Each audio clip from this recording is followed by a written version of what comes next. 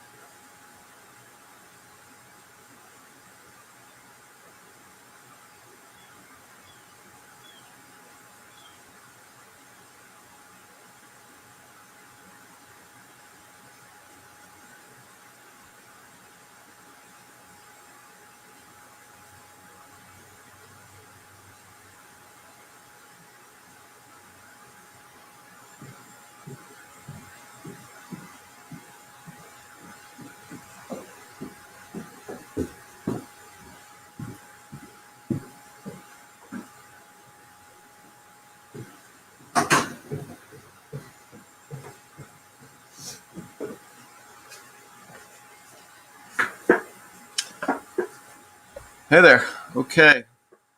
Looks like we got somebody on. We got a person on Instagram. Okay, that's cool. Yeah, I wasn't sure if it was getting through to Instagram. By the way, my name is Andre Turan, and this is Finding Everlasting Fitness. Um, this is actually the first time I'm trying out a platform that is streaming me to YouTube, Facebook, and Instagram. And I wanted to go to my TikTok, but TikTok hasn't set up that ability yet. So give me 1 second here, and I'm gonna get into this live stream in a second. I'm just gonna check the YouTube, make sure we're all good there, and then we'll rock. We'll rock with some fitness content. Let's look at this. Yeah, it looks like it's going. Cool.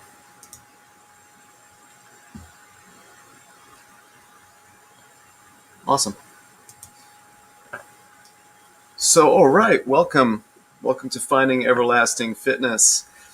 And again, my name is Andre Turan, and on these live streams, I might talk about some things that are not your conventional ideas in live streams and fitness content. A lot of mindset work. We talk about how to frame our thoughts around how we approach fitness. So we're going to be talking a lot about that tonight. This is the Fitness for Life checklist. I should have actually wrote the title of this, but let me see if I could put this somewhere here. This is a totally new platform for me, so I'll have to figure that out at some later point. I want to welcome a couple of you on. All right, we got Bridget on board here too. So, okay, without further ado, this is our Fitness for Life checklist. I have 10 points. Some of them are mindset, and some of them are actually practical things that hopefully will engage you and you'll understand them. But the mindset stuff is crucial if you want fitness for life. And I'm talking about fitness that is going to give you some longevity, so you can be working out and in the best shape of your life when you're in your 70s, your 80s, 90s, however far you can take it. And I truly believe that it's very possible, but there are some things that need to be done. First of all, I was taking a walk today. I do anywhere from usually around 3 to 5 miles, around there, depending on how much I do in my workouts next to that. So I kind of balance it out with walking. So I was walking and I came across some clovers, 3-leaf clovers. And every time I come across 3-leaf clovers, I like there's a whole bunch of them, and I was looking down at it. And I always look for the 4-leaf clover. And then I thought to myself, I'm like, wait a minute, does a 4-leaf clover exist? Have any of you ever seen a 4-leaf clover? Be honest, because I haven't, and I've been looking since I don't know, since I was a kid. I've never found a 4-leaf clover, and that's supposedly when luck is supposed to come to you. So let me know, in the comments here if you've seen a 4-leaf clover. But unlike finding a 4-leaf clover, which might bring you luck, having fitness for life, there's no luck involved. It's actually a strategy that you can apply in your life. And the first point on the checklist is stay positive. And so what does that mean? So, all right, so there's a couple of things. You want to look at the people around you. This is the first thing, and it's a well-known fact. There's research on this, that you are really the average of the 5 people that you surround yourself with most frequently. So take a look at those people, and it could be, for example, we do these groups online, these fitness groups. So if that's your community, that's certainly, at least you could consider that one person if you're online with a fitness community. But also look at the person you're living with, the people you spend the most time with, because they're going to have an impact on how you think. It's really important. And if you're not surrounded with people that are supportive or in line with fitness, that's okay. Because I've got to be honest, I'm not necessarily, other than the people that I work with online. And that's basically it. In my family, no one else is really into fitness. Let me think about it. No one else. It's me. And so then you go to the next step of staying positive. And I've applied this in my life for years. I'm 55 now, and it's totally transformed my life in terms of fitness, which is applying affirmations. Affirmations are self-advertisement. It's a practice, just like doing squats, doing push-ups, taking a walk. It's a practice. It's something that you have to make up your mind to do. First, you have to believe it. I mean, there's tons of information out there. There are books written on these ideas that apply to everything in life, other things, not just fitness, but like The Secret. There's a book called The Secret, right? It's a very popular book. But it goes way back. Norman Vincent Peale was talking about this, and it's very, very real. Self-advertising, affirmations, creating a positive statement to yourself, whatever that might be. It could be visualizations. It could be pictures that you keep around of whatever your goal is. It could be words. It could be a statement. It has to be in the present tense, whatever, like I am strong, I am fit, whatever you want. Let your mind go. No one is going to know your thoughts. So you could just let it rip, right? Go wherever you want to go with it. And whatever's going to push your buttons and make you emotional about wanting whatever it is that you want. It shouldn't just be words, although that's a good start. if it's just words, but you have to find the emotion behind it. You want to kind of play it over and over, because just like the people that surround you, the 5 people that you are the average of, you also, there are advertisements on television and the internet. These things are all grabbing our attention. So we have to create this internal advertisement. And I'm telling you, it's a great practice. And anyone who's an athlete has this practice, and it's a mindset. It's something that, I forget what there's actually some research. If you hold a thought for 14 seconds, that thought will begin to influence your day. I forget if anybody knows what that research is, or what that's called. Let me know. It's the 14-second rule. But I do it for a lot longer. I mean, I've built up my affirmations to it's like a huge poem. It's a lot of different concepts, and they're really personal for me. So just start building it. See where it takes you. It's crucial. Mindset, affirmations. And also, if you really are in an environment that's not supportive, be a rebel. Just be a rebel, no matter what. You just have to sometimes. Be a rebel for your own health, for your own life. Think about that. No one's going to want to do it for you. You have to really take the bull by the horns, and bam, you're on your own. Be a rebel in your own life. All right, so if you're not supported at all, just be a rebel. So that's point number 1, staying positive. Number 2, so these are all mindsets. Then we'll get to the practical things. This is crucial. It's okay to pause, but it's not okay to stop. By the way, let me know if I'm coming through okay, because I want to make sure I'm all right on the 3 platforms. If you could write something in the comments like, yes, cool, thank you, or whatever, let me know, because I'm not sure. So let me just say that. Point number 2 is it's okay to pause, but it's not okay to stop. So this is, a lot of people live their lives really black and white. I'm either part of this program or I'm not. Like a lot of people who do the New Year's resolution thing, right? First 3 weeks of the year, they're 100%, and then they fall off a day and they just don't go back to it anymore. If we can accept this idea that we can take time off, we can go on a vacation, it's okay to pause, but not to stop. So it's an actual state of mind that we need to allow ourselves to take a little bit of a break. Really important. And that's going to apply to another point that's coming up. Number 3, don't set yourself up for failure. So many people set themselves up for failure. They'll join programs that let me think how to put this.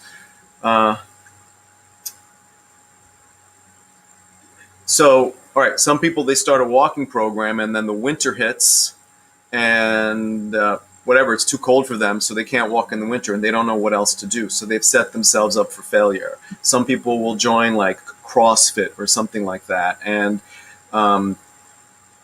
they get injured in CrossFit. I know there's one person on here that has had that, and I know dozens of people that have joined CrossFit, gotten injured, and so it was beyond their physical limitations, and the competition was too much, or however they approached it, and they set themselves up for failure. So whatever you do needs to be at your level. Definitely build from your level, but also make sure that you can do it anywhere. I know, some people they travel, and they've got their routine that they can do when they travel. I know people that travel and they do the program with me online when they travel. So they're actually setting themselves up for success by being part of an online fitness program. So no matter where they go, they can go to Siberia, as long as there's Wi-Fi in Siberia, and they could still work out with me. That'd be pretty cool, though. I'd like to work out with somebody in Siberia. So anybody watching this now is in Siberia. Let's train. Let's work out. Well, that reminds me, a little intermission here. In September, oh boy, I don't even have the date in front of me. I'm just all of a sudden remember. I think it's September 25th. Maybe Bridget would know better than me. Um, all right, Bridget says YouTube is good. Thank you.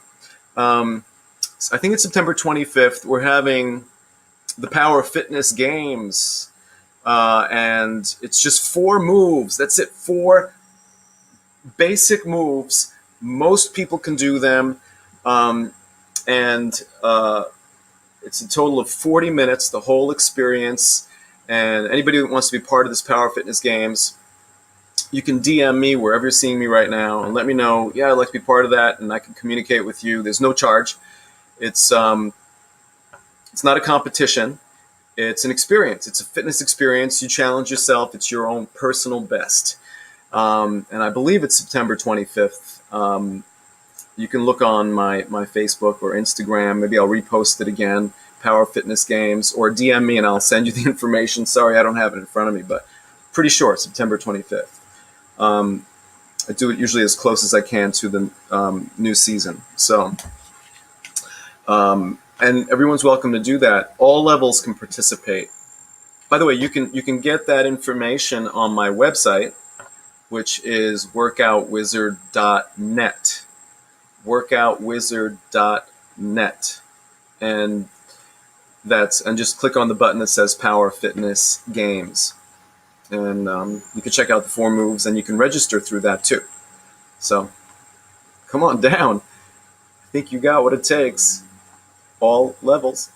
All right. So, so we just talked about point number 3. Don't set yourself up for failure.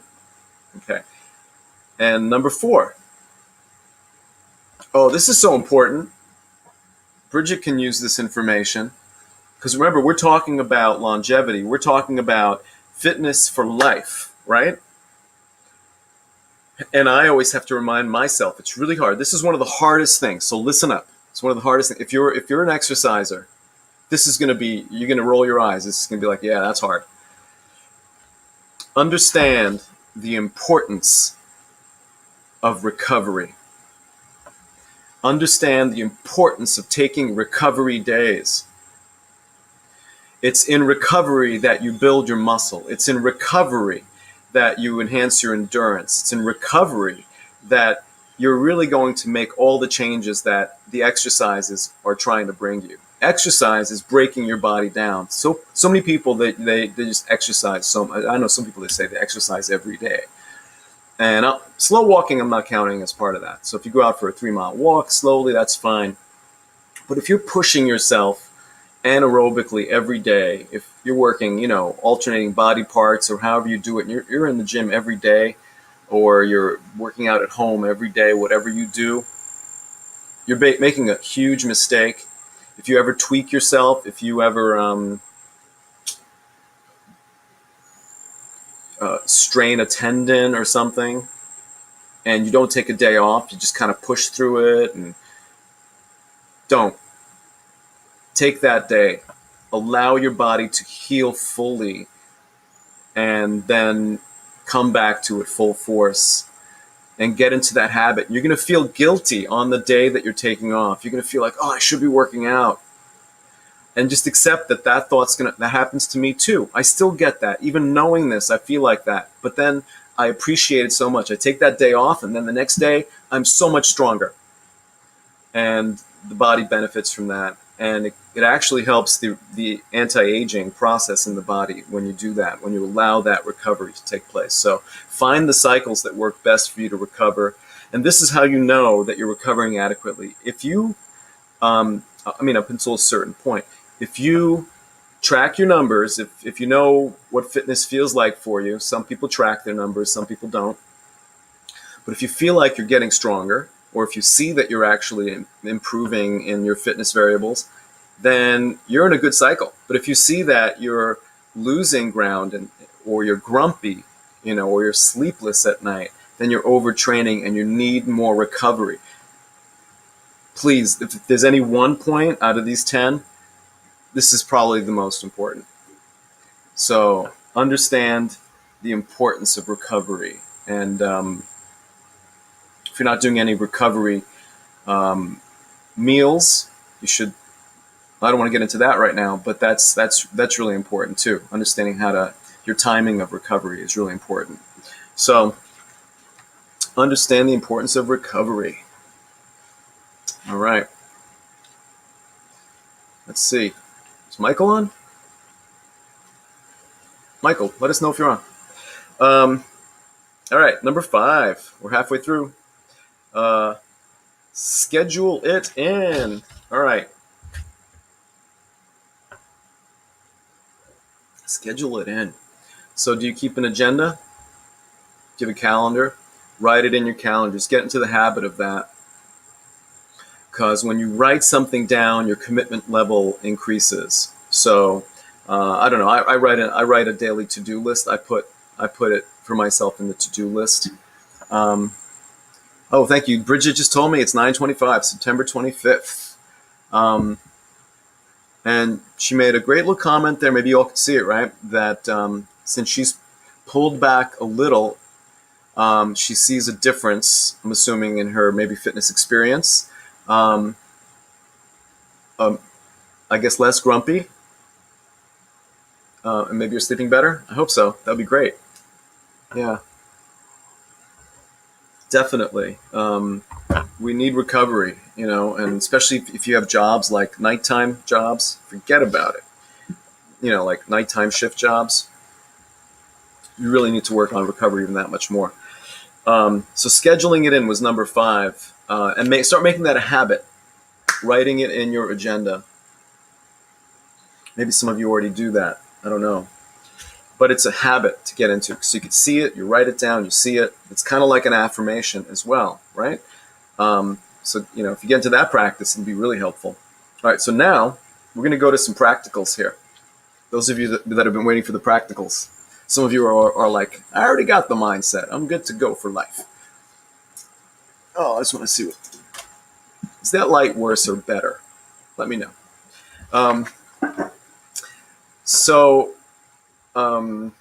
Here's point number 6. All right, get ready for this one. Learn and practice body weight squatting. Really crucial. Body weight squatting is probably the most practical movement that you could do. It's functional fitness, multi-joint. As long as your knees can handle it and you don't have any pre-existing injuries, tears in the knee, then you're good to go. Some people don't have strong enough tendons and they need to slowly increase their endurance in the knees, the strength. It also depends on your body weight. So if your body mass index is too high, you might need to wait for that weight to come down before you really begin getting into squatting. But there are variations, and I'll show you what that is in a second on my power tower right back here. But I have something called squat pace training, which is up on my website as well. So you can take a look at that, and these are, once you have the hang of squatting and you understand the form of body weight squatting, I'm talking about body weight, not weighted squats. All right, this is just sheerly body weight squatting. Once you have the hang of it, and I'm going to be putting up some more videos really for people to improve their form if you don't have great form yet in it. But once you have the form, you go for paces. You learn your pace, and the squat pace locks you in. It's almost like a hypnotic thing. You can use a metronome. I use a metronome sometimes. I also made a bunch of paces up on my website, which have affirmations built into it, which is kind of cool. So you could listen to that, right? And that's again on workoutwizard.net. So you could check that out. But it's crucial because squatting will affect the biggest muscles of your body, the glutes, the quads. And a lot of people are intimidated by it. There are a lot of really advanced people I know that I'm friends with on Facebook and Instagram and TikTok. But there are beginners as well who might be intimidated by squatting. And there are ways to transition into it. Now, let me just show you with this power tower. You you could do something called a pull-up squat, which takes pressure off of the legs. So hopefully I'm not too far there. So I'm basically in a squat form here, but I'm dividing the force between the lower body and upper body. You can find the angle that works best for you. And so right now, I'm probably giving about 50% with the legs. This takes some time to build the upper body strength for this, but it's a great phase in order to get that up and down pumping action, which is so important because that stimulates hormones. It's that up and down movement. And then you can phase it in different ways with push-up squats, taking the pressure off. Push-up squats are basically just like this. So that your hands slide down, right? And you thrust yourself up. So that would be the next phase, and then you go to full body weight squats. And then you could do squat pace training. But a power tower like this, not expensive, and it's a powerful tool. You can also use TRXs. Just those few squats got me a little winded. Look at that. It's really hot here. I'm in the Northeast, and I'm in a valley, so it's really sweltering. I have no AC here. All right, so that's learn the value of body weight squatting and squat pace training.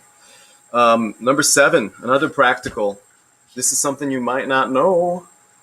Check it out. Burn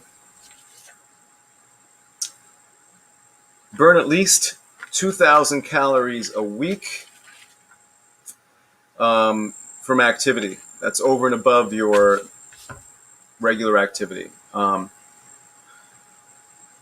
Anywhere from 2,000 to 3,000, you're going to burn fat, which is cool. It's a fat burning zone. I typically hit about 4,000. That's with like workouts, body weight workouts, and walking, probably around the 4,000 mark. Let me think. 3,500 to 4,000, somewhere in there. But really, anything over 2,000 you're good to go. And that's something you want to do every single week for the rest of your life. And that comes to less than 3 miles of walking per day. This is really interesting information. I hope some people are going to watch this because this is cool.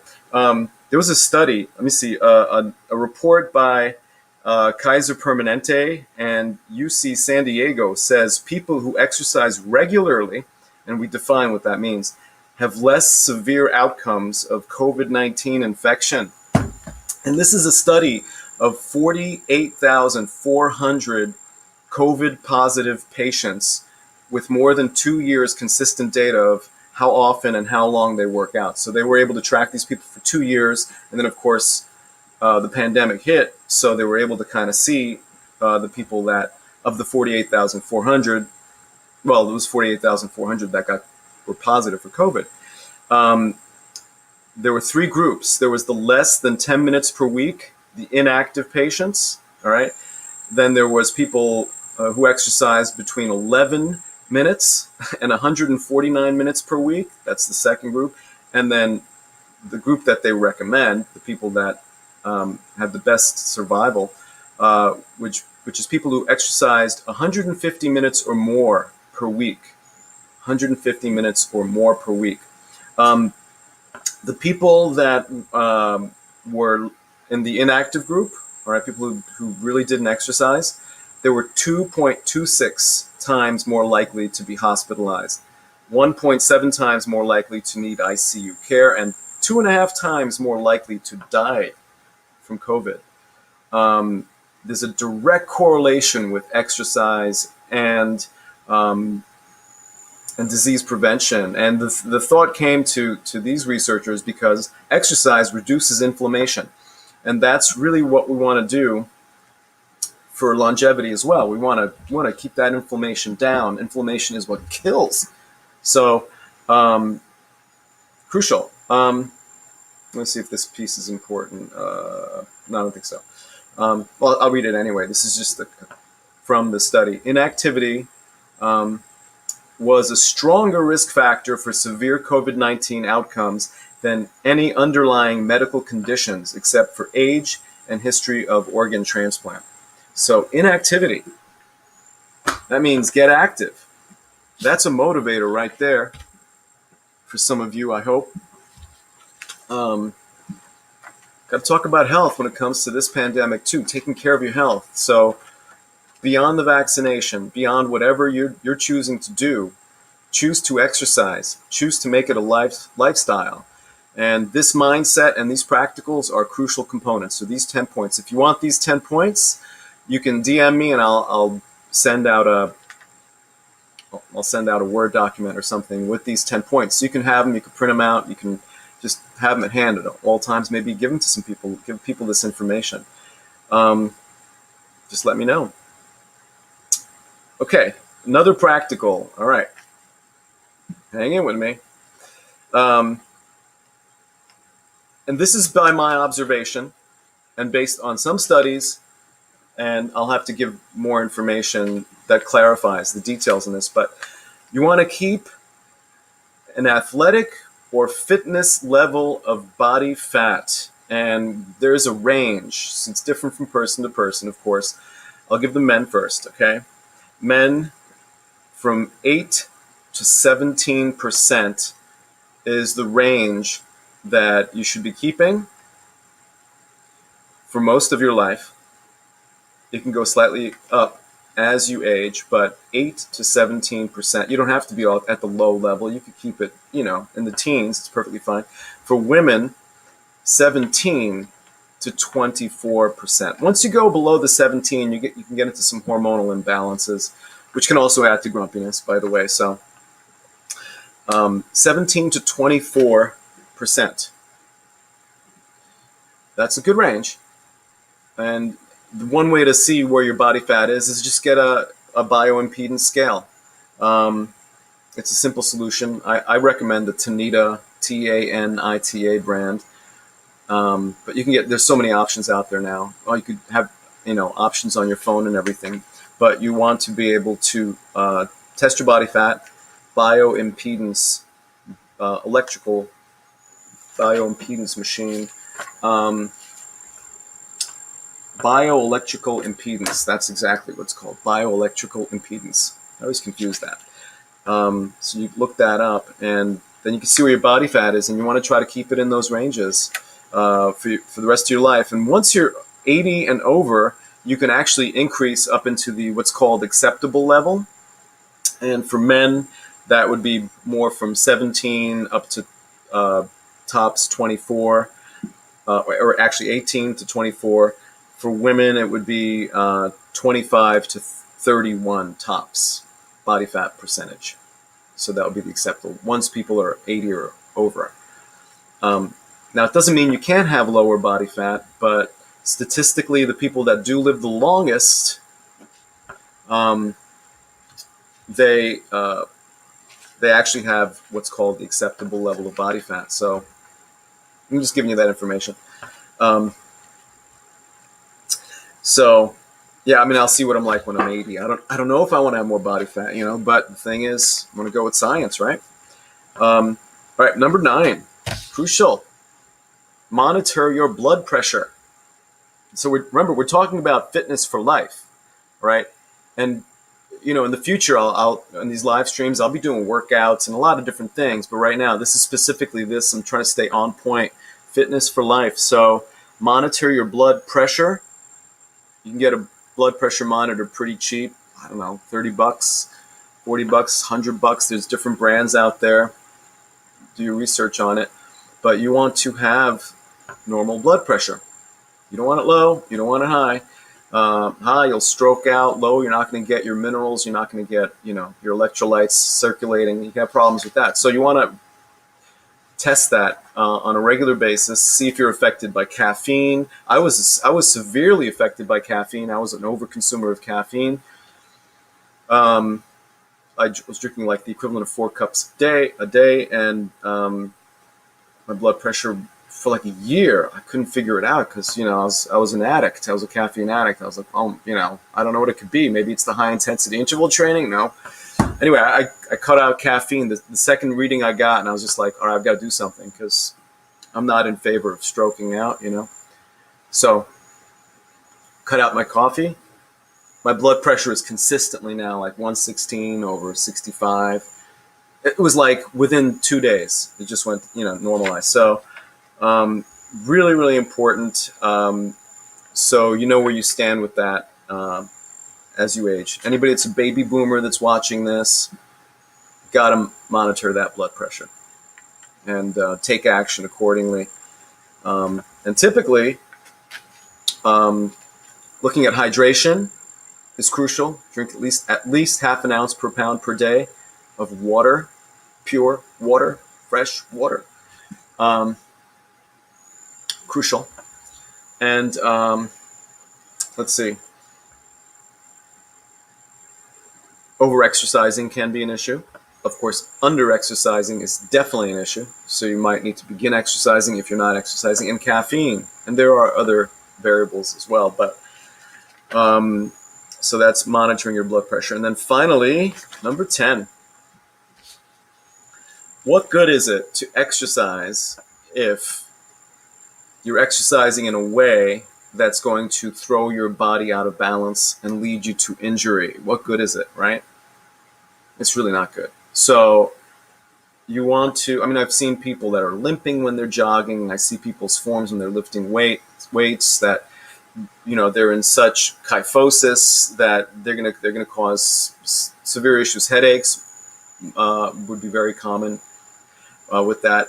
Aligning your muscles the right way as you're exercising is a crucial practice. It's called the neutral spine practice. I call it neutral spine flex. I also now call it solid state because that's really what it is. You want your shoulder girdle to be locked in place all the way down to your pelvis, your pelvic floor muscles engaged with every move that you do.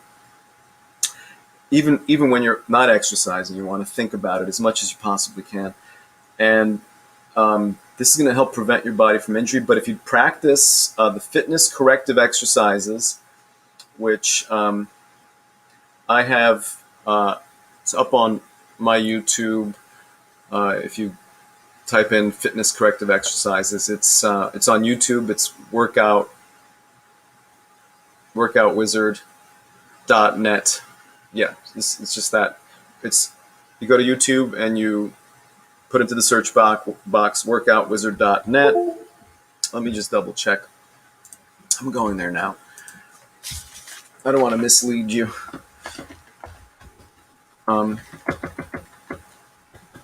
Maybe I'll even put it up on my website. I don't know. But right now it's on YouTube. I'm pretty sure. So I'm going to YouTube.